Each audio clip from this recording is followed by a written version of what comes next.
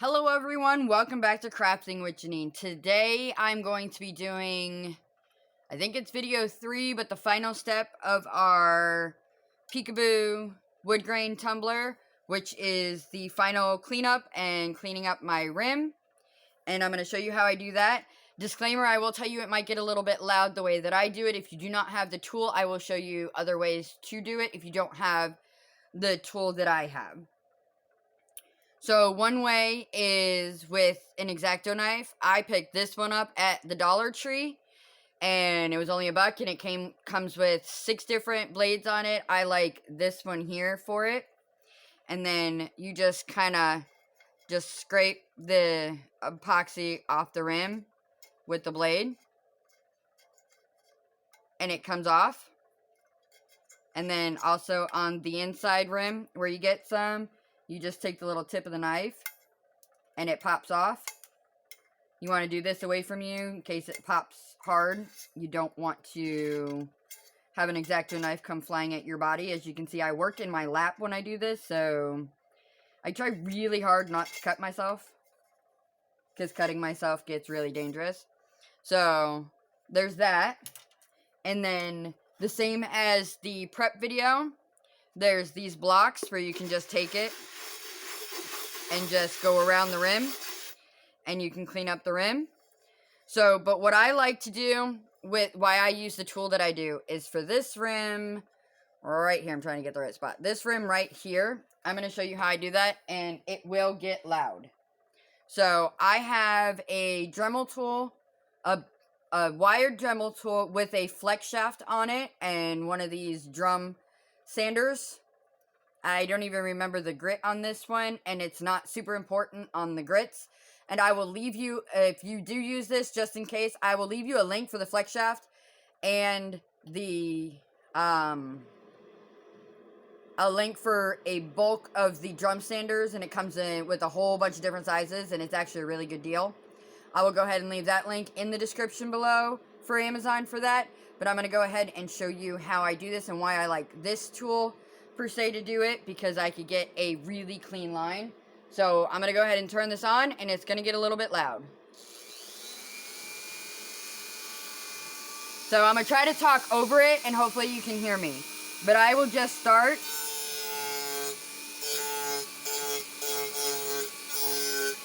So what I do, see if I can get that spot. I don't know if you can tell. Is what I do is I kind of go just a hair below, kind of just rest my drum sander on the rim so that I could get a clean line going all the way around the cup. And this is why I like to use this one. Now, if you don't have a Dremel tool, hold on. I'll turn this off while I say that. If you don't have a Dremel tool, it is okay. You can still achieve, and you can still clean your rims, and you can still clean it up. I have always had a Dremel tool. I am a multi-crafter type person. That's why my name is Crafting with Janine, because I do have hopes to show you guys all kinds of different things that I have learned over my many years of doing all kinds of different crafts.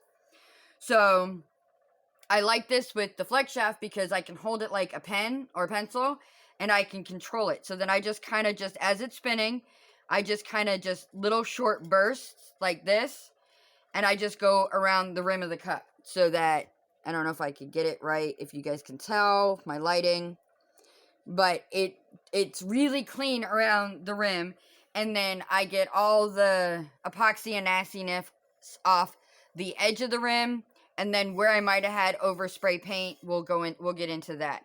So I'm going to go ahead and pause the video so you guys don't have to hear this. Or do I want to show you? I kind of showed, I hate the noise. I think the noise gets a little bit annoying. So I'm going to go ahead and pause, finish this, and we'll get to the next step. So just give me a minute, and I'll be right back. Okay, I did that part, and I'm back. And I forgot to mention before that if you are going to use the Dremel tool, please, please, please use safety glasses. You guys can't see my face, and I had them on. It would be a tragedy if you had some bit fly off and scratch your cornea and stuff like that, because stuff does fly off. So for this step, the safety glasses are absolutely super important because it does fly. So what I'm going to do is I'm just going to take the finer point of my sanding block and just give it a really good once over, because I want an absolutely clean rim as far as the outside goes. Yes, they're not drinking from that part, but I still want an absolutely clean rim. So I have one of these little pump bottles. Pick these up at the Dollar Tree too. Those of you who have been following me for a while, you know I tend to try to find a lot of my random supplies and stuff at the Dollar Tree, because why not? It's $1 and it does the same function as your more expensive one, so why not get it for $1? So if I find it there, I will let you know that I found it there, but not all Dollar Trees are the same. So with that, is I just pump some acetone, by the way, that has acetone in it, on my paper towel, and then I just come in here and wipe the inside of my rim.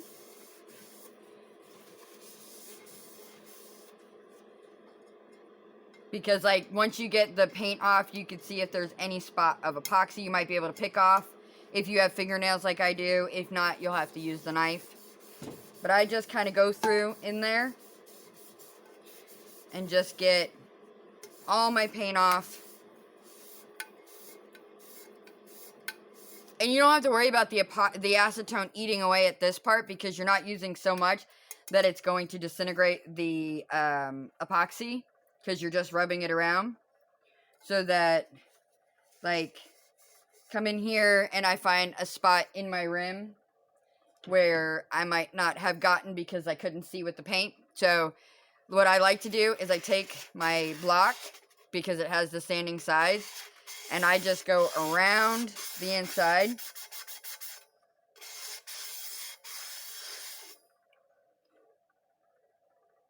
And inspect again. It's kind of one of those, just that, especially if you're giving it as a gift or you are selling it to a customer, you want things to be pretty perfect when you're handing it over. So you don't want messy rims or messy inside of cups and that. And then with another paper towel, I will come through and wipe it down with some alcohol.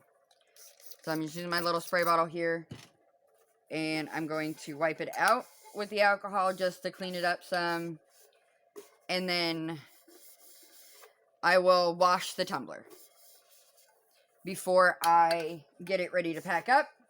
But I'll show you what I do when I get it to box up, if I'm shipping it or if I'm getting ready for a show. And usually I do this right as I set them out. Is I have a microfiber towel.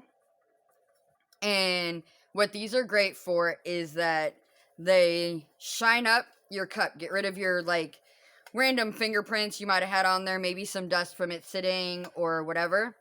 And the water spots, if you just washed it, it just gets rid of them all. And you can just shine up your cup and get a nice shiny finish to it. And there we have it.